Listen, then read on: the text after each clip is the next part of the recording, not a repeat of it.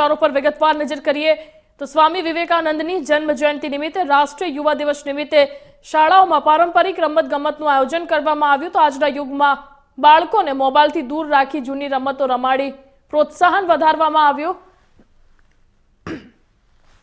તો સ્વામી વિવેકાનંદની જન્મ જયંતિ નિમિત્તે રાષ્ટ્રીય યુવા દિવસ નિમિત્તે સ્વામી વિવેકાનંદ રમોત્સવનું પણ આયોજન કરવામાં આવ્યું। ત્યારે હિંમતનગરના અડિયોલ ગામની નજીકેત વિદ્યાલયમાં આજથી 2 દિવસ રમોત્સવનું આયોજન કરવામાં આવ્યું છે। તો આમ તો અત્યારના બાળકો મોબાઈલ, ટીવી અને લેપટોપમાં વિવિધ ગેમ્સ રમતા હોય છે, પરંતુ મોબાઈલમાં કાર્ટૂન કે અન્ય રીલ્સ જોઈ સમય બગાડતા હોય છે। ત્યારે અડિયોલની વિદ્યાલયમાં બાળકોમાં રહેલા સુસુપ્ત શક્તિઓને બહાર નીકાળી પારંપરિક જૂની રમતો રમાડી પ્રોત્સાહન વધારવામાં આવી રહ્યું છે।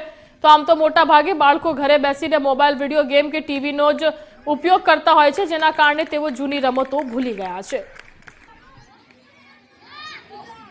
આજે શ્રી સ્વામી વિવેકાનંદ જન્મ જયંતિ નિમિત્તે મારી સ્કૂલની અંદર 2 દિવસનું સ્પોર્ટ ડેનું આયોજન કરેલું છે, જેની અંદર ટોટલી સ્ટાફ પછી વિદ્યાર્થી મિત્રોની સાથે રહી અને અલગ અલગ પ્રકારની ઘણી એવી રમતો રમી અને બાળકોની અંદર જે જૂનવાણી રમતો છે એને જાગૃત કરી અને મોબાઈલની અંદર જે છોકરાઓ અત્યારે વળી રહ્યા છે તે તરફ એમને સ્પેશિયલી ઉદ્દેશ રહે કે મોબાઈલ ન લેવો અને ગેમ છે જેવી કે બ્લોક વોક છે, વોટર પાસ છે, દડામાર, ખોખો, કબડ્ડી, સંગીત ખુરશી એમ કરીને અનેક રમતો રમાડી અને છોકરાઓને મોબાઈલ પ્રત્યેનું ધ્યાન ન રહે તે પ્રત્યે એમને શારીરિક માનસિક રીતે રમત રમી અને પોતે પોતાના મિત્રો સાથે રહી અને ટીમને જીતાડી અને પોતે ઉત્સાહ જાગૃત કરે છે।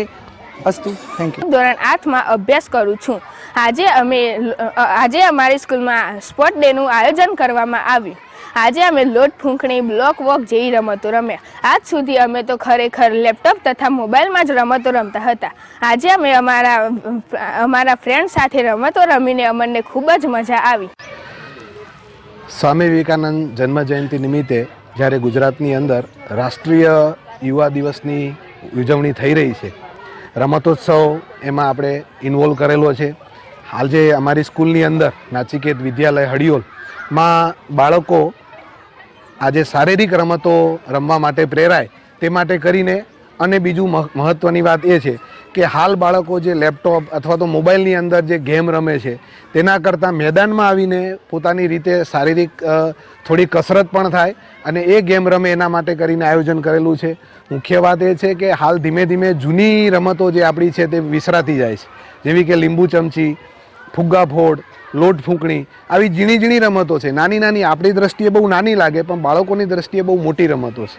તે ગ્રાઉન્ડની અંદર રમે, સમૂહની અંદર જે રમત રમે એમાં કોઈક વિદ્યાર્થીને હાર પચાવવાની આવે, કોઈકને જીત પચાવવાની આવે, એટલે આ બંને હાર અને જીત પચાવવાની જે એની જે છે તે પણ અહીંયા કેળવાય છે અને મોબાઈલથી થોડા દૂર રહી અને શારીરિક રમતો મેદાનમાં રમતા થાય તેના માટેનું એક આયોજન કરેલું છે। આજનો દિવસ, કાલનો દિવસ, 2 દિવસે વિદ્યાર્થીઓ અહીંયા જ છે, એમનું જમવાનું પણ અહીંયા ગોઠવેલું છે અને રમતો બધા રમશે, આનંદ કરશે, મજા કરશે।